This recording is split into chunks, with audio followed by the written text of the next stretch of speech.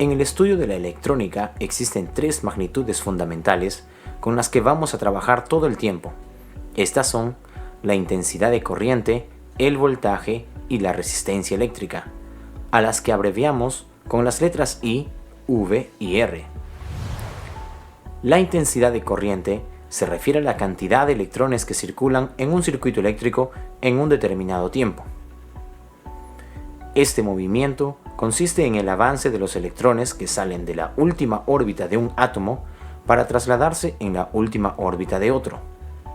Esta magnitud se mide en amperios, abreviado con la letra A mayúscula. Un amperio equivale al movimiento de 6.28 millones de electrones por segundo, es decir, un culombio por segundo. Sin embargo, este movimiento no podría ser posible si no existiese una fuerza que provoque y atraiga a dichos electrones. A esta fuerza la denominamos voltaje, también conocido como tensión, fuerza electromotriz o diferencia de potencial. Este se logra al existir cargas con valores diferentes, es decir, al tener dos potenciales eléctricos distintos. Comparemos esto con lo siguiente. Si tenemos agua estancada en un lago, naturalmente no existe una corriente de agua, pero si se consiguiera inclinar el lago, de tal manera que un punto de límite del lago esté más alto que el otro, conseguiríamos que el agua empiece a avanzar. Entonces se necesita un punto alto y uno bajo. Mientras mayor sea esta diferencia, habrá más fuerza en el fluido del agua. Lo mismo sucede con la corriente eléctrica. Cuando tenemos un potencial eléctrico positivo, donde hay más protones que electrones, con un potencial eléctrico negativo, donde hay más electrones que protones, unidos en un circuito eléctrico, los electrones del material conductor son atraídos al potencial positivo, provocando a su vez que los electrones del potencial negativo también avancen, y habrá una circulación de corriente eléctrica, ya que los electrones que tienen carga negativa siempre son atraídos por los protones que tienen carga positiva. Cargas diferentes se atraen y cargas iguales se repelen.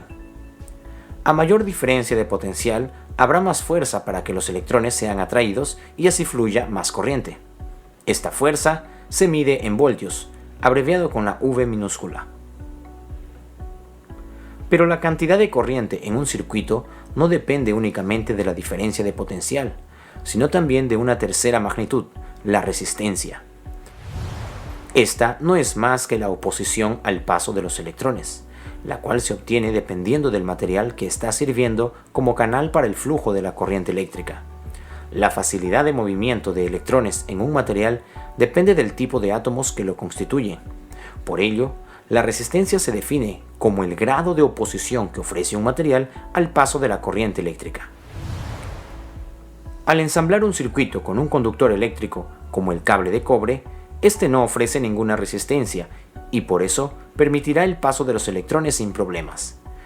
Pero si le añadimos a la conexión un material resistivo, los electrones ya no tendrán la misma facilidad de circular y por lo tanto la corriente disminuirá.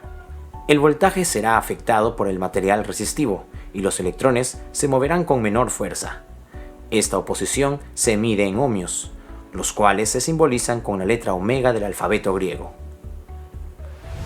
No siempre se mide la corriente en el orden de los amperios, sino que es muy común usar un submúltiplo llamado miliamperios.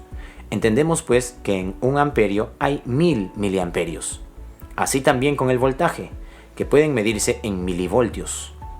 Por otro lado, para las resistencias podemos emplear valores en el orden de los kiloohmios y megaohmios. Podemos comparar estas magnitudes con el agua que sale de un grifo. La presión del agua representa el voltaje, el fluido del agua representa la intensidad de corriente y el grifo representa la resistencia. Aunque la cañería tenga mucha presión, si el grifo está totalmente cerrado, no fluirá el agua. O si tenemos el grifo completamente abierto, pero no existe ninguna presión en la cañería, tampoco conseguiremos que fluya el agua. Pero con una presión y una buena graduación del grifo, obtendremos la cantidad de agua que deseamos. Así sucede con la corriente eléctrica.